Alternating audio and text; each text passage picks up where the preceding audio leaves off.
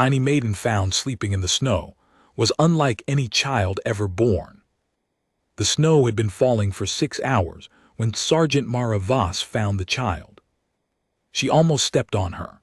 The girl lay in a shallow depression between two collapsed prefab walls, curled on her side with her knees drawn up. No jacket, no boots, just a thin, pale dress that the snow had already swallowed to the shoulders. Mara stopped walking. She stood there with her breath fogging and her rifle slung and the cold settling into her collar, and she stared at the girl for a long moment before she knelt. The child was breathing. That was the first surprise. The second was that she wasn't shivering. Mara pulled off one glove and pressed the back of her hand to the girl's cheek. Warm. Not fever warm, not the desperate heat of a body spending its last reserves, just warm, steady, the way a stone is warm in afternoon sun. The girl's eyelashes were frosted. There was snow in the curl of her ear. She didn't react to the touch. Vasquez, Mara called back over her shoulder. Corporal Vasquez crunched up through the ruins. He was a big man and he moved carefully in the rubble, stepping wide, keeping his weapon up out of habit. He looked at the child and he looked at Mara. She alive. Breathing, warm, no jacket.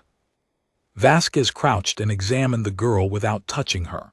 She looked about 7 or 8 years old.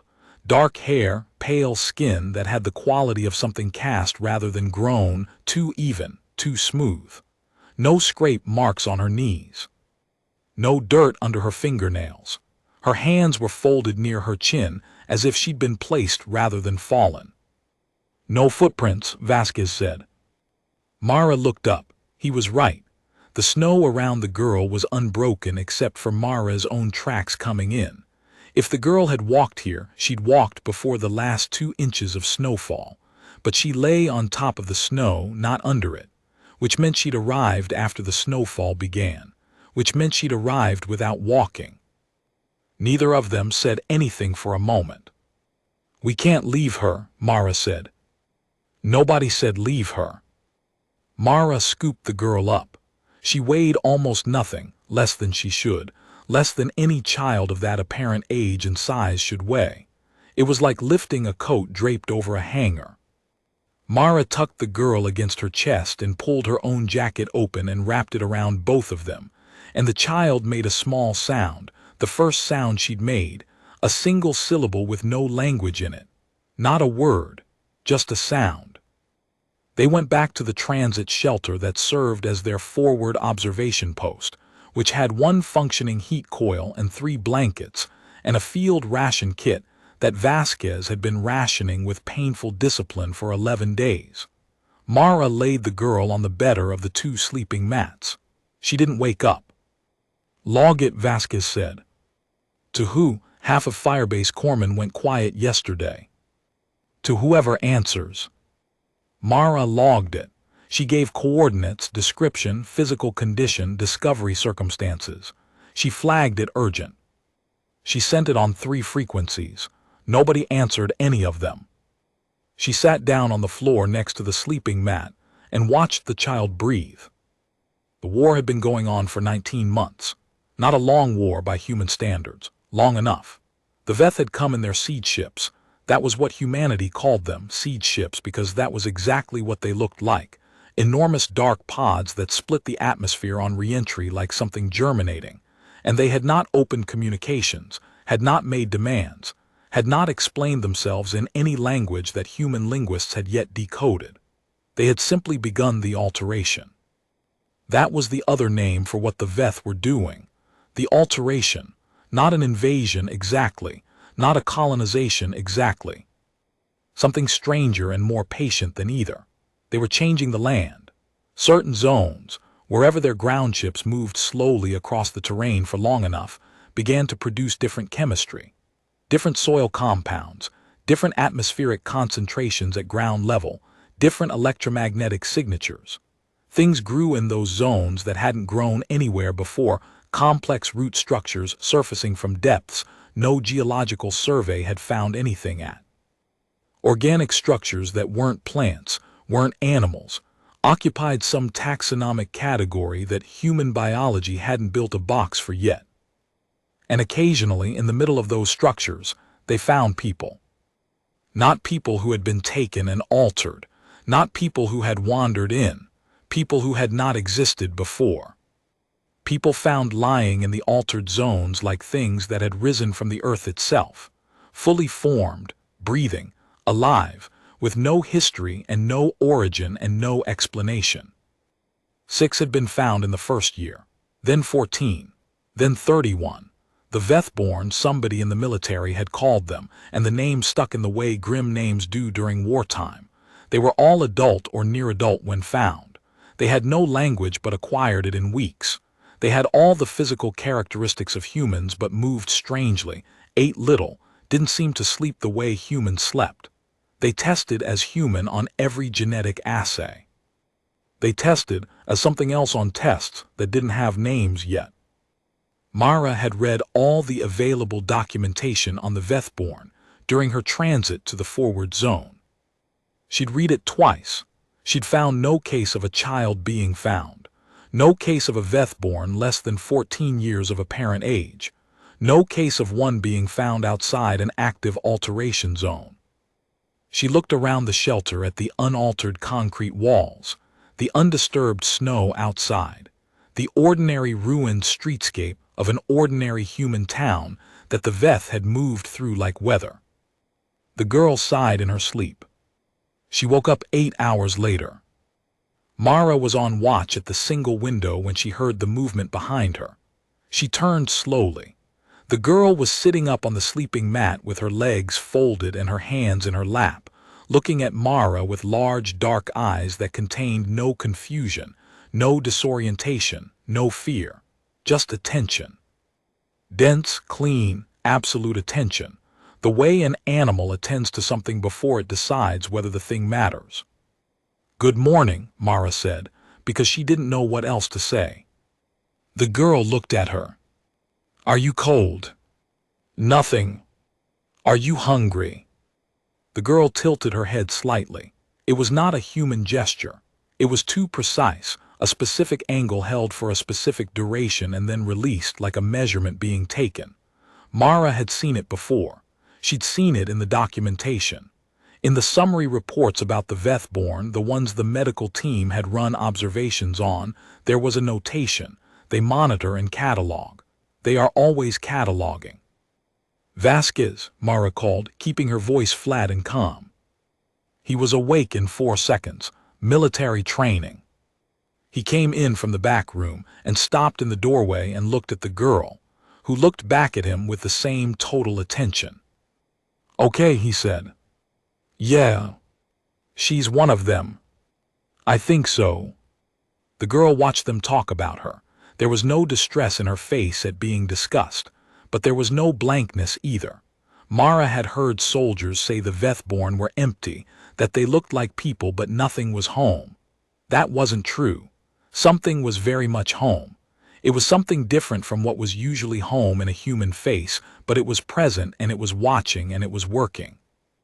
Vasquez pulled a ration bar from his jacket pocket and held it out to the girl.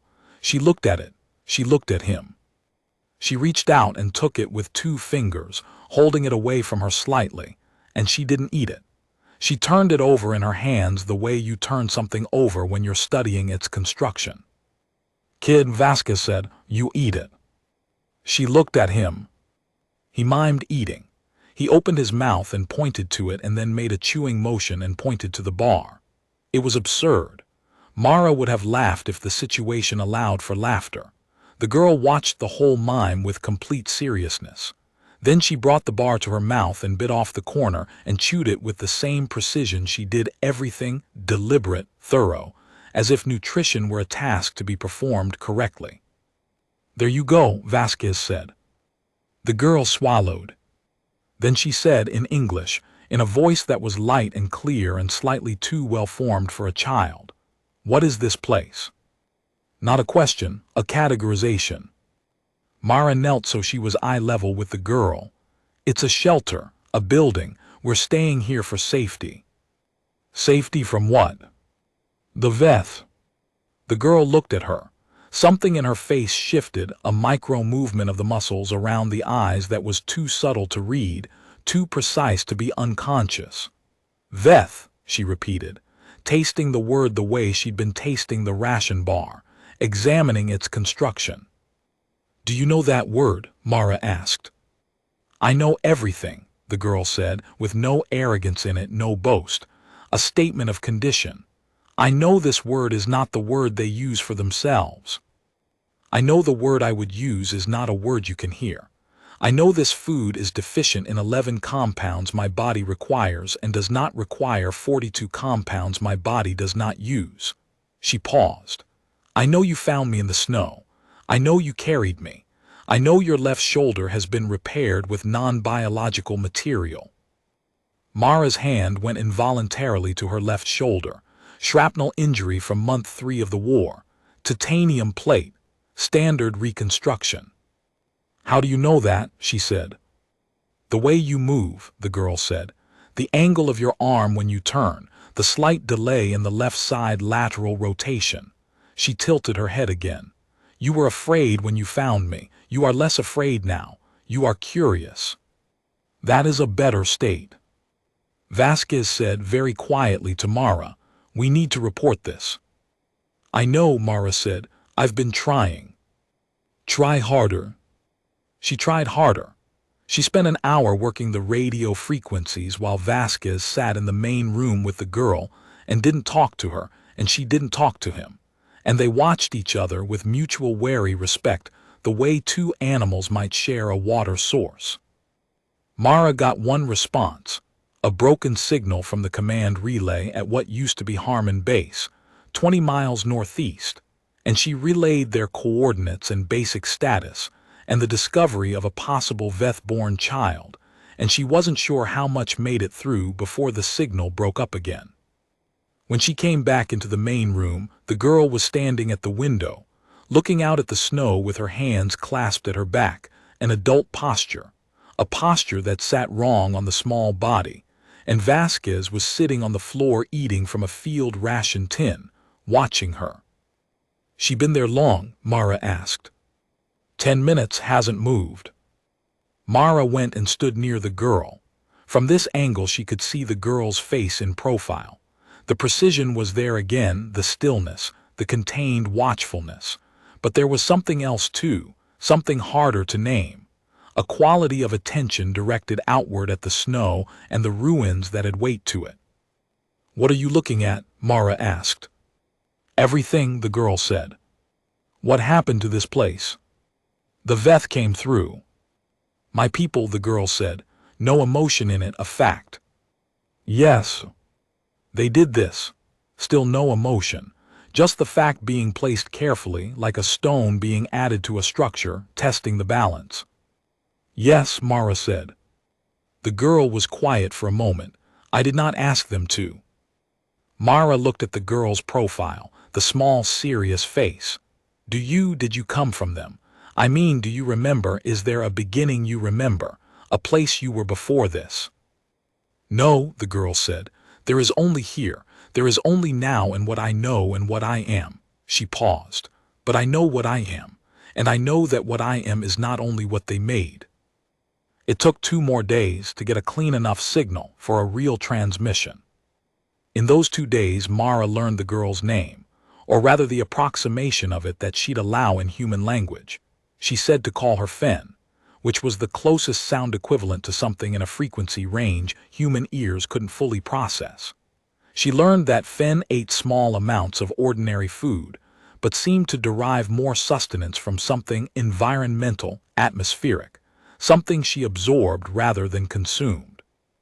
She learned that Fen slept in intervals of roughly 40 minutes, 4 times across a 24-hour cycle, and woke each time already fully alert, no gradual return to consciousness. She learned that Fen could read human text, any text, in any language Mara showed her, including a technical manual that Vasquez had in his kit, in Portuguese, which neither of them spoke. She read it in 11 minutes and could recite any passage from it. She learned that Fen would not answer certain questions. Not couldn't, wouldn't. The distinction was clear. When Mara asked what the Veth were ultimately doing, what the alteration was ultimately for, Fen would look at her with that precise, unreadable attention and say nothing. When she asked if there were other Veth-born children, Fen would say nothing. When she asked if Fen had any way to communicate with the Veth, Fen would say nothing. But Fen asked questions too, constantly, in quiet focused bursts between silences. She asked about Mara's shoulder. She asked how the titanium was attached to the bone. She asked what the failure mode was, whether the repair was permanent, whether pain was still present. She asked about the war, about humans' history of wars, about whether every war had been started for reasons that seemed sufficient at the time and appeared insufficient in retrospect. She asked Vasquez why he kept a photograph in his jacket pocket that he didn't look at. "How'd you know about that?" Vasquez said. "The shape in the fabric." He was quiet for a moment. Then he took the photo out. It was worn at the edges, 2 creases across the middle from being folded and unfolded. He handed it to Fen. She looked at it with the same careful attention she gave everything. "Your children," she said. "My kids, yeah, Marco's 8, Sophia's 6. They are somewhere safe." "I hope so," Vasquez said. "I think so." "You think of them when the fear is worst," Fen said. It was not a question. Vasquez looked at her. "Yeah," he said after a moment, "I do." Fen looked at the photograph a moment longer, then handed it back. "That is an interesting mechanism," she said. "Fear reduced by evidence of what the fear is protecting. It's circular, but it functions." She paused. "My people don't have that." "What do they have instead?" "Nothing," Fen said. "They have efficiency, they have precision. They have the perfect understanding of what is necessary." She said the word perfect in a specific register, flat, careful, the way you'd say a word in a foreign language that you know the definition of but haven't felt yet. They have no one to think of. Nobody said anything for a while. The contact from Harmon Base came in on day 3. Captain Aldrich, whom Mara knew by reputation as a thorough woman and a careful thinker, took the transmission seriously. She sent a vehicle, not a human crew vehicle, too risky in the altered zones that lay between the shelter and the base, but an unmanned carrier drone that moved on ground tracks and transmitted back. It arrived in the late afternoon, moving through the ruined streets with mechanical patience. "That's our ride," Mara told Fen. Fen looked at the drone through the window. "I know what it is," she said. "I don't know if I should go with it." "Why not?" "Because I am not certain what your people will do with me when I arrive." She turned to look at Mara. "What will they do with me?" Mara thought about the documentation. She thought about the observation facilities, the medical protocols, the security classifications. She thought about what happened to the other Vethborn when they were brought in.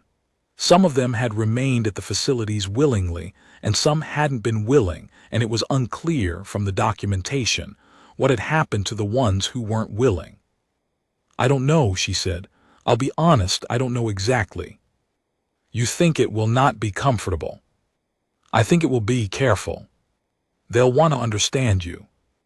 "I want to understand them too," Fen said, "but I would prefer to remain unconfined." "I can't promise that." Fen looked at her for a long moment. The measuring look. The look that Mara had begun to think of as Fen actually seeing her, not the military uniform or the rank insignia or the war context, but her specifically, the person assembled over 34 years of a particular human life. "You are honest with me even when the honest answer is not in your interest," Fen said. "I've been noting that." "Have you?" "Yes, it's unusual. Most communication I've observed between humans in conflict involves many statements whose purpose is not accuracy but advantage." She tilted her head. "You don't do that with me." "Seemed pointless," Mara said. "You'd know anyway." The ghost of something moved across Fen's face. It was gone before Mara could read it, but it had the shape of something warm. "Yes," Fen said. "I would." She looked back at the drone. "I'll go." The journey to Harmon Base took 4 hours through the shattered landscape, the drone's camera transmitting the passage back to command, while Mara and Vasquez and Fenn rode in the insulated cargo bay.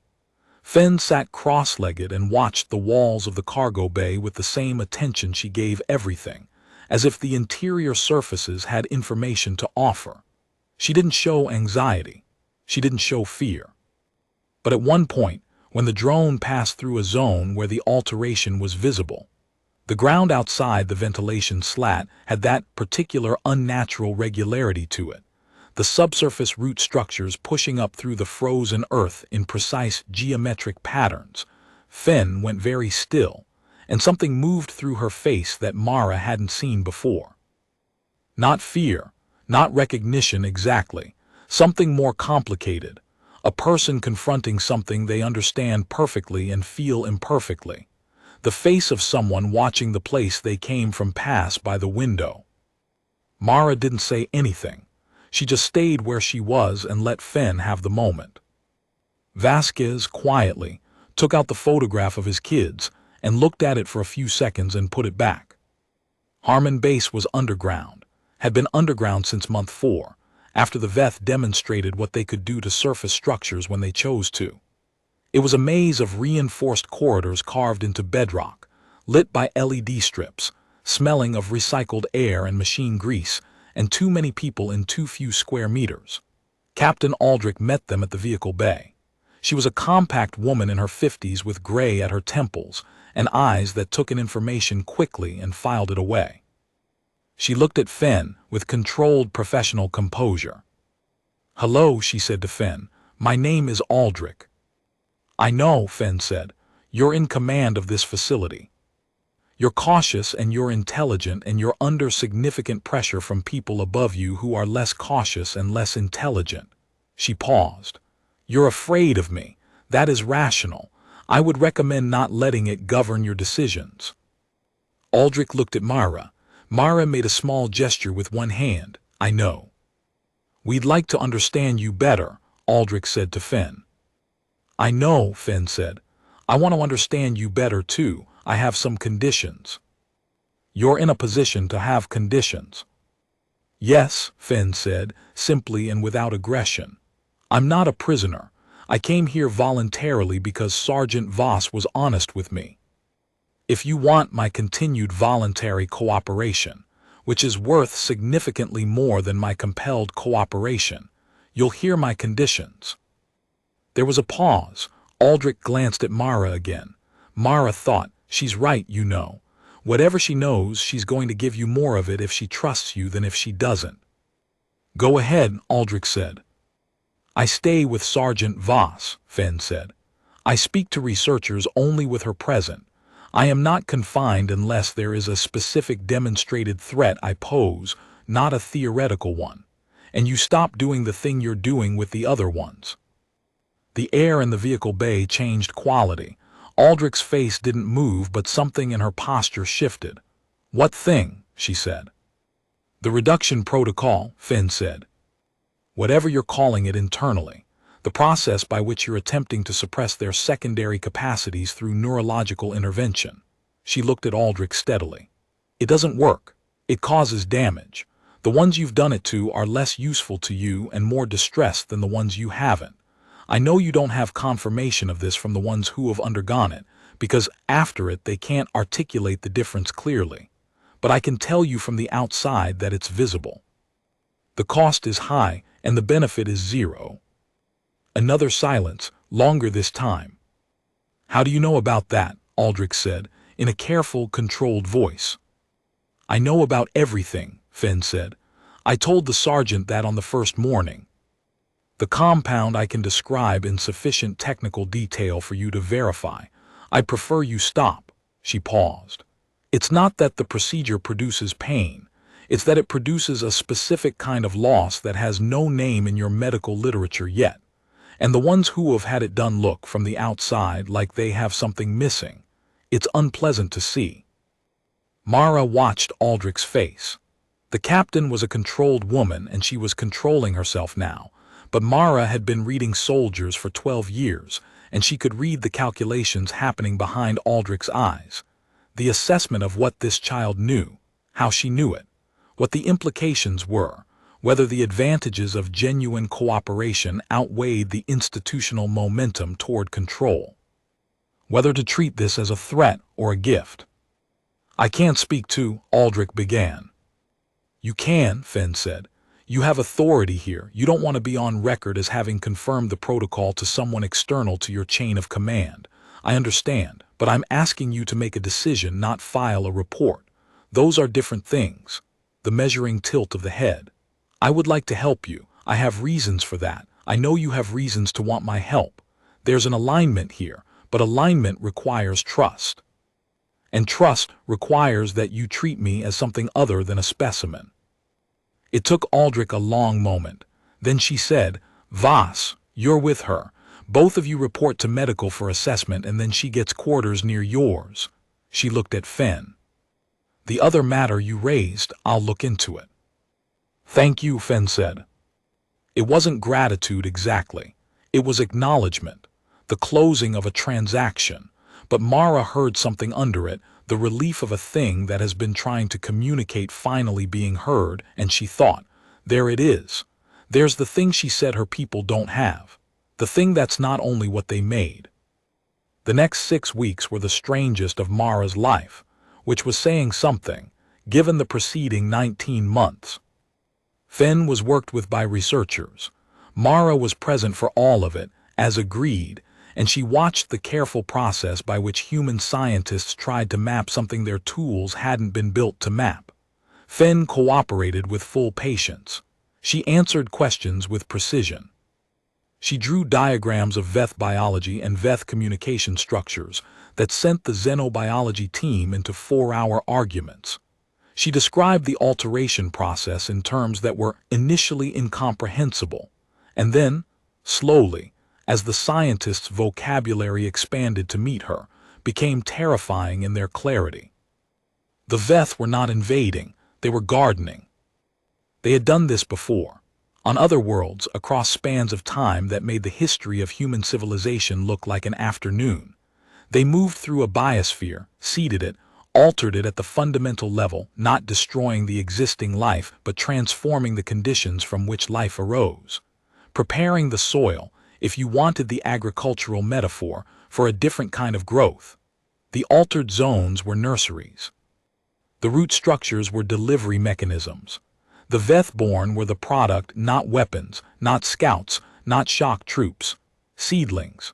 The first generation of a new kind of life that would eventually, over centuries, be the predominant form. "They're replacing us," Aldrich said, at the briefing where Fenn and the research team laid it out. "No," Fenn said, "not replacing, succeeding. The process is designed to integrate with existing biological systems, not eradicate them. In the long model," she paused, "in the very long model, longer than any human alive now will see. The Veth-born and the naturally born coexist and eventually converge." "That's still the end of humanity as we define it," said Colonel Harkin, who was Aldrich's superior and had flown in for the briefing, and had been visibly uncomfortable from the moment Fenn started speaking. "It's the end of the boundary between what you are and what they made," Fenn said. "Whether that's the end of humanity depends on your definition." She looked at Harkin with the patient attention she gave everything. "You're afraid this is a slow genocide. I understand that. From where you stand right now, I can see why it looks like that." "What does it look like from where you stand?" Aldrich asked. Fenn was quiet for a moment. It was the longest she'd been quiet since they'd known her. A real pause, the kind that means something is being considered and not merely retrieved. "I know what I'm supposed to be," she said finally. "I know the design. I know the function. I know what the Veth made me to know and to do and to be in the long sequence of the alteration." She looked down at her hands, the small, pale, too smooth hands, and then back up. "And I know that I am not only that. There is something else in here that wasn't planned, something that came from the 6 days I spent in that shelter with Sergeant Voss and Corporal Vasquez. Something that came from a photograph of 2 children and a ration bar, and an honest answer to a question she didn't have to answer honestly. She paused.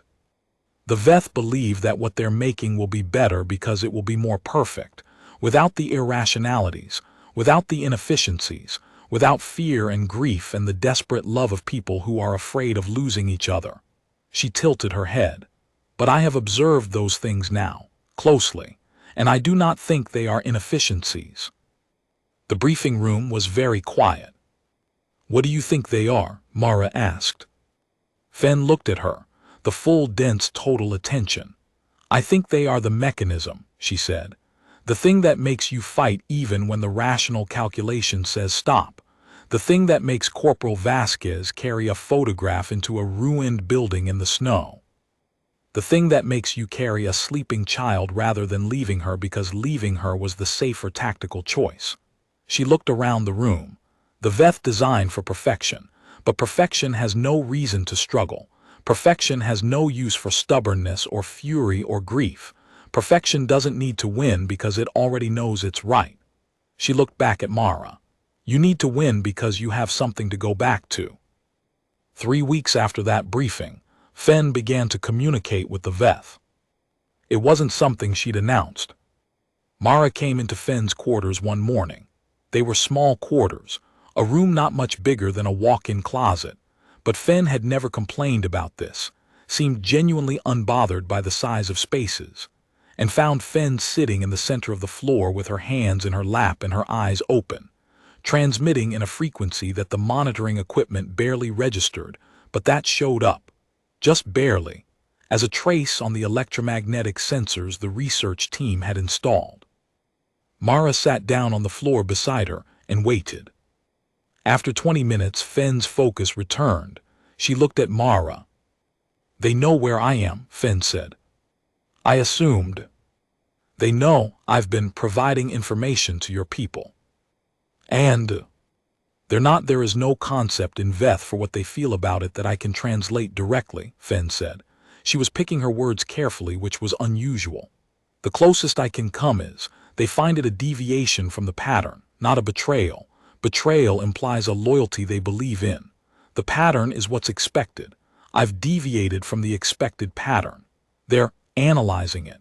They're trying to understand why a component has behaved outside the design parameters. What did you tell them? Mara asked. Fen was quiet for a moment. I told them that the design parameters were incomplete, she said. I told them that the variables they had failed to account for were more significant than the variables they had modeled. I told them that what they were calling imperfection was in fact the mechanism of survival. She paused. I'm not sure they understood. It's a concept that requires having felt it, and they don't feel things. Did they threaten you? They don't threaten, Fen said. Threatening requires believing the other party can be dissuaded. They're analyzing the deviation. When the analysis is complete, they will determine whether the deviation needs to be corrected. She looked at her hands. Which means someone should probably find a way to use the information I've given you before that analysis is complete. And I should probably give you the rest of it. There's more. There's the part I wasn't sure I should give you, Fen said. There's the vulnerable part. She looked up at Mara. The alteration zones have a central coordination structure, a point of origin for each seeded region from which the root network receives its signaling. If that structure is disrupted, the network in that zone enters a dormant state. Not destroyed, dormant. It can be reactivated. But the reactivation requires physical presence of a Veth primary node, which cannot be done remotely. She paused. If all the coordination structures in a given region are disrupted simultaneously before they can be reactivated, the network collapses, fully, irreversibly. Mara let that sit for a moment. How many are there? In our region. 11. Do you know where? Fen picked up a piece of paper from the small table beside her. She'd been given paper and pencils, at her request, because she found something useful about tactile notation that the research team had not yet fully characterized. And she drew 11 points on a rough grid, and she labeled each one in coordinates that Mara recognized as local military mapping format. She'd learned the format in approximately 4 minutes during her second week at the base. If you hit all 11 within a 6-hour window, Fenn said, the cascade collapse begins. The Veth have a response protocol. They'll move to counter, but the response protocol requires that primary nodes be physically present, and those nodes are not in this region. The nearest is, she calculated, or appeared to calculate, or perhaps the calculation was always there and she was simply producing it now, 41 days travel from here, at Veth traversal speeds. Mara looked at the 11 coordinates. This is real, you're sure? I was made to know it, Fenn said. It is as sure as anything I know. And you're giving it to us? Yes. Why? Fenn looked at the paper with the 11 points. Because the Veth design is for a future that doesn't have people like you in it, she said, and I have decided that is a design flaw. She folded the paper and handed it to Mara. I know what I am. I know what I was made for. But I also know what 6 days in a ruined building taught me, and it taught me that the thing the Veth called inefficiency is the thing I most want to preserve. She looked at Mara steadily. I am made of their perfection and your imperfection together, and the imperfection is better. The operation to hit the 11 coordinates simultaneously took 18 days to plan and 9 hours to execute. Mara was not on any of the strike teams. Aldrich had made that decision clearly and early.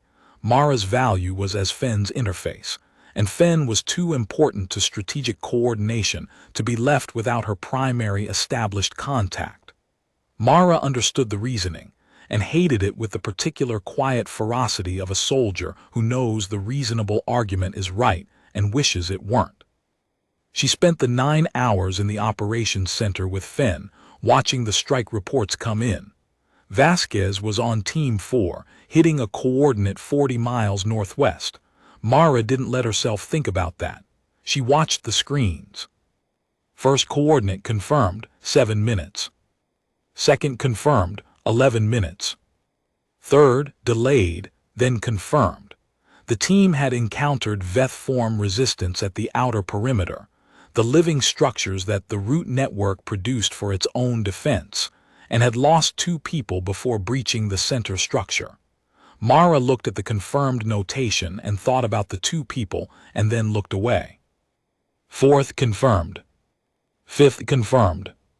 Fenn sat beside her and said nothing during the reports. She watched the screens with her own total attention, and Mara could feel her processing it, each confirmation entering some internal catalog, some running calculation. At one point between the 6th and 7th confirmations, Fenn closed her eyes for a moment and opened them again, and when she opened them something had changed in her face. A settling, a resolution of something that had been suspended. You feel it, Mara said. Yes, Fenn said. The network, the alteration signal, it's going quiet. She paused. It's the way I imagine it would feel if part of your nervous system went quiet, not pain exactly, but a notable absence. I'm sorry, Mara said. Fenn looked at her. Don't be, she said. I chose this. 7th confirmed, 8th, 9th. Team 4 came back online at hour 7. All 12 members accounted for. Vasquez sent a 2-word status, clean hit. Mara let the breath out that she'd been carefully not holding. 10th confirmed. They waited 31 minutes for the 11th. The longest 31 minutes Mara had spent since month 2 of the war. Fenn sat beside her and held her stillness and didn't fidget and didn't pace. Mara held her stillness too, badly, visibly, in the way that humans hold stillness when they're actually vibrating with the opposite of stillness. Then 11th confirmed. In the operations center, people made noise. The kind of noise that accumulates at the edge of professional composure when the professional composure is no longer quite necessary. Not celebration, it was too early, too uncertain, too incomplete for real celebration. But release. the specific sound of a collective breath that has been held for 18 months finally being allowed out. Fen sat very still in the middle of it. Mara looked at her. "What's happening?" "The cascade," Fen said. Her voice was quiet and steady. "It's beginning. The network in this region is entering dormant state." She paused. "I can feel it through it's difficult to describe, through the part of me that's connected to it, the part that was planted." She looked at her hands again. "It's going quiet, sector by sector. It will take approximately 4 hours for the full dormancy. And then this region is clear. The Veth's ability to continue the alteration in this zone is suspended until a primary node arrives." She looked up. 41 days, at minimum, more likely 60, given what I know of their response prioritization. "That's enough time," Mara said. "That's enough time to consolidate, to bring in reinforcement, to prepare for when they try to reactivate." "Yes," Fen said, "it should be." "Should?" "Nothing is certain," Fen said. "I told you what I know. What you do with it that's yours. That's the human part. The part where imperfect information meets stubbornness and you find a way through anyway." She looked at Mara. "I've been observing that mechanism for 6 weeks. I believe it's functional." Mara laughed. It was a surprised laugh, short and genuine, the kind that comes out when something hits the right way at the wrong moment. Fen watched her laugh with that total attention. And then, slowly, carefully, with the deliberateness of someone attempting a task they've studied but not yet done, Fen smiled.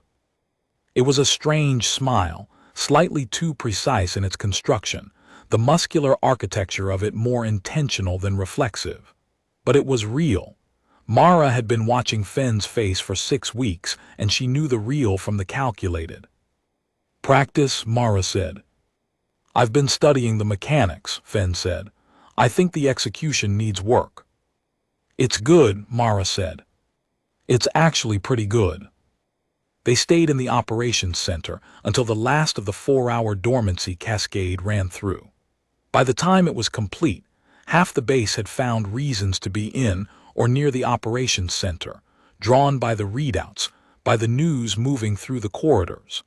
Aldrich came and stood beside Mara, and they watched the final sector readings flatten into dormant state green together.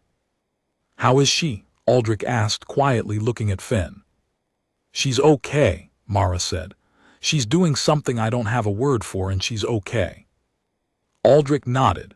She looked at Fen for a moment, the small, serious figure sitting with her hands in her lap, watching the screens, and her professional composure held, but something in it had gone softer. "What happens to her now?" she asked, and she wasn't asking Mara, not quite. She was thinking out loud. "She stays," Mara said, "if she wants to. And if the Veth come for her, when they reactivate. She'll be harder to reclaim than they're planning for," Mara said. "She's not what she was when they planted her." Across the room, without looking up from the screens, Fen said, "I can hear you both, you know." "I know," Mara said. "I want to stay," Fen said. "I've decided. I want to be here when they come back. I want to be the variable in their calculation that they didn't account for." She paused. "I want to see Corporal Vasquez's children when they're brought somewhere safe. I'd like to meet them." Vasquez, standing against the far wall he'd come in from debrief 10 minutes ago, still in field gear, made a sound that was not quite words. He cleared his throat. "Yeah," he said. "Yeah, I think I can arrange that." Fen nodded, the precise nod, and then again the careful practiced smile, slightly too deliberate, entirely real. In the months that followed, as the consolidation began and the rebuilt forces moved into the cleared region and the scientists worked to understand what Fen had given them, she became something that the documentation had no category for. Not a prisoner, not an asset, not a weapon, not a subject. Something that required a new box, the way she required new boxes for everything. The taxonomically uncategorizable thing that lived at the intersection of 2 kinds of life and had chosen, specifically and consciously, and with full knowledge of what she was choosing, to be on the human side of the boundary. She learned things constantly, with the relentless appetite of something that was built to know, and found the knowing was never finished. She learned to play chess badly, and was furious about the badness in a way that was purely and unmistakably human. She learned that Vasquez's daughter Sophia had an opinion about every animal she encountered, strong opinions, loudly expressed, and she found this delightful and said so in those words. She learned that grief was not, in fact, inefficient, that it was a form of accounting, a way of recording the weight of what had mattered, and that the accounting was necessary because without it you lost track of what you were fighting for.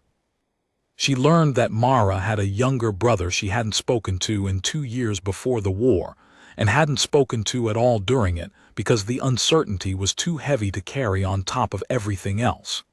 She asked about this with the careful directness she brought to everything, and Mara told her, and Fen listened with her full attention, and then said, "That's the fear of being answered and the answer being wrong." "Yeah," Mara said. "You could contact him now. There's a relay to civilian networks from this base." "I've seen it." "I know. The fear of the wrong answer is the same whether you contact him or not. The right answer is only available if you contact him." Myra looked at her for a long moment. "You've been spending too much time with the therapy protocols." "Corporal Reyes explained the theory to me," Fen said. "She said it's called avoidance. She said it's maladaptive." "Reyes says a lot of things." "She's usually right," Fen said. "Her accuracy rate is quite high for interpersonal predictions." Mara contacted her brother that night. The answer was not wrong. It was one small thing, in the middle of a war that still had years in it, in the middle of a rearrangement of the world that no one fully understood yet. One small human thing, the kind that happens 10,000 times a day in the margins of the enormous and the catastrophic, the kind that the history books don't have space for. But Fen had noticed it. Fen noticed everything. And when Mara came back from the comm room and sat down across from her, Fen studied her face with that complete attention and said nothing. Just looked. The measuring look, the cataloging look, the look that was taking in information and filing it away. But there was something in it now that hadn't been in it on the first morning in the transit shelter. A warmth, deep-seated, not performed. The kind that lives behind the eyes rather than in the muscles of the face. "How long have you been doing that?" Mara said. "The warmth thing." "I'm not sure," Fen said. "I've been trying to establish when it started, and I can't identify a specific point. It may have been continuous since the beginning, and I may have only recently developed the capacity to recognize it." She paused. "That would be consistent with the overall pattern." "What pattern?" "The pattern where the things I wasn't designed for turn out to be the most important things." She looked at Mara steadily. "The pattern where imperfection is the mechanism." Outside in the cleared region, the ground was still and quiet. The root structures lay dormant under the frozen earth, waiting, whether for reactivation or for something else, whether the Veth would come back as planned or whether the 41 days would stretch and something in their calculation would change. No one yet knew. The world was still fractured, and the war was still enormous, and the future was still the shape of something not yet built. But in a small room underground, a child who had been found sleeping in the snow, a child who was made of perfection and had chosen to be made of something else, sat across from a soldier with a titanium shoulder and a repaired relationship and a whole catalog of imperfections. And they were both, in the very specific and unmistakable way of people who have been in the same terrible cold place at the same time, glad to be there. The Veth would come back. The Veth always came back. They were patient beyond the human capacity to imagine patience, and they had reasons the Vethborn could describe, but that humans would spend decades fully understanding, and they would not be stopped by one regional dormancy cascade and 41 days of quiet. But they would arrive to find that one of their seedlings had gone native. They would find that she had taken root in a different kind of soil. They would calculate this deviation and run their analysis and arrive at an assessment of what it meant for the long pattern of the alteration. And buried in that assessment, in the math of something that planned in centuries, would be a variable they had not included in their models. What happens when the thing you are making learns to love the thing you are replacing? They didn't have a category for that. They were going to need one. Sergeant de la Reyes had a theory about why the Veth had chosen this planet, and she'd shared it with Fenn one afternoon in the third month of the consolidation, sitting in the corridor outside the medical bay while they waited for Vasquez to finish a follow-up scan on a knee he'd damaged in the 11th coordinate strike. They didn't choose it because it was empty, Reyes said. She was a compact woman, dark-eyed and quick, with a background in comparative psychology that the war had repurposed into xenological assessment. Every world they've done this on based on what Fenn's given us, based on the timeline, every one of them had something already living on it. They don't seed empty worlds. Why not? Mara asked. Reyes looked at Fenn. She'd know better than me. Fenn was sitting with her legs folded, a notebook open on her knee. She'd been filling it with diagrams, dense networks of interconnected points, not plans or maps, something that looked more like an attempt to render something visual that didn't have a visual form. She looked up. Because empty worlds don't produce what they need, she said. The alteration works by modification of existing biological chemistry. The root networks are parasitic in the technical sense. They feed on and modify what's already present. A planet with nothing in its soil gives the network nothing to work with. She paused. The richer the existing biosphere, the more effective the alteration. So they picked Earth because it's alive, Reyes said. Because it's exceptionally alive, Fenn said. By the measures they use, biodiversity, chemical complexity, atmospheric variation, and by one measure that I don't think they have a full accounting for yet. She looked at her notebook. The density of the internal experience, what each living thing in this biosphere carries around inside it, the weight of consciousness per unit surface area. She looked up. I don't think they have a model for what that does to the alteration process. I don't think they expected me. They made you, Mara said. They seeded the conditions, Fenn said. They didn't build me the way you build a machine. The root network takes what's in the soil and produces from it. What was in the soil here included 6,000 years of human dead. What was in the electromagnetic field of this planet included every signal you've ever broadcast, your music, your arguments, your emergency transmissions, your children's cartoons. She looked at the notebook. They seeded into the richest possible substrate and they got something they didn't design. She paused. I've been wondering if the same thing happened on the other worlds.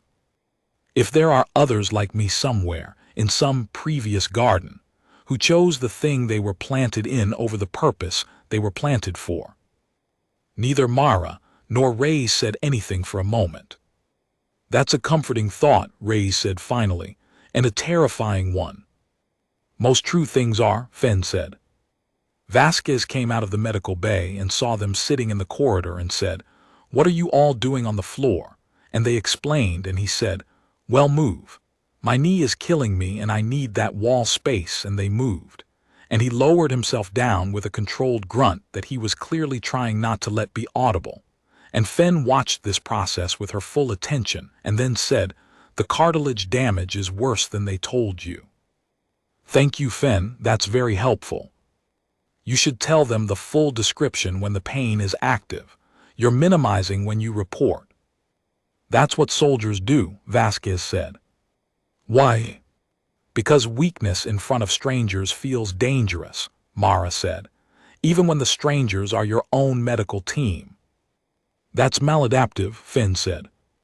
"A lot of things we do are maladaptive," Vasquez said. "Doesn't stop us doing them." Fenn looked at him. "No," she said, "it doesn't. You keep doing them anyway. That's either a design flaw or the most important thing about you, and I haven't fully decided which." She tilted her head. "Possibly both." They sat in the corridor, and the bass hummed around them with the low mechanical sound of a place that was still operational, still functional, still holding. 41 days were down to 23. The world outside the bedrock was still cold and still broken and still in the process of becoming something it hadn't been before. But inside this one corridor, in the particular quality of quiet that settles between people who have been in the cold together, there was something that felt, against all rational calculation, like enough. Fen had a word for it. She'd found it in a database of human languages during her second week at the base, browsing with the appetite she brought to everything. The word was from an old Nordic language, and it meant the feeling of well-being that comes from being in a small, warm, enclosed space while outside is cold and dark. The feeling of shelter not just as a physical condition, but as a felt state. An emotion with no English translation, which delighted her in a way she hadn't expected delight to feel. She'd written it in her notebook. She'd written it twice, once in the original script and once phonetically. She'd written it a third time next to a diagram of the base floor plan, with a small mark indicating the position of the medical bay corridor. She hadn't shown this to anyone. She didn't need to. Some things were for knowing, not for reporting. Some things were yours. She sat in the corridor and felt the word and let the feeling do its work, which was the same thing it did for the humans around her, which was keep the cold at a manageable distance, which was remind the body that the cold is outside and the warmth is here, which was record in whatever form consciousness uses for its records that this place and these people mattered and were worth the weight of mattering. This was not what she had been planted for. This was something better. The 23 days ran down. On the morning of the day the Veth were estimated to arrive, the intelligence on their traversal speed was Fen's, and she stood behind it, and the ops team had stress-tested it every way available to them. The base was a particular kind of quiet that Mara had learned to recognize, not the quiet of calm. The quiet of many people each being privately afraid in a disciplined way, each aware that the others were afraid in the same way, each maintaining the professional surface that was the mutual agreement of soldiers that the fear is real, but it doesn't get to run the room.